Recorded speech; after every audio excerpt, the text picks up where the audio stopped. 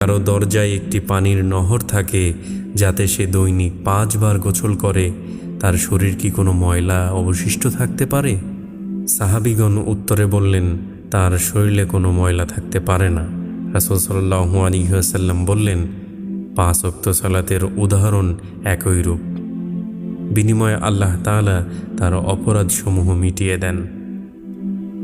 নবী সাল্লাল্লাহু আলাইহি ওয়াসাল্লাম আরও ইরশাদ করেন, 5 ওয়াক্ত সালাত এক জুমার সালাত থেকে অপর জুমার সালাত পর্যন্ত এবং এক রমজানের সিয়াম অপর রমজান মাসের সিয়াম যেসব গুনাহের জন্য কাফফারা হয়ে যায়, যা এর মধ্যবর্তী সময়ে হয়ে থাকে যখন কবিরা গুনাহ থেকে বেঁচে থাকা হয়।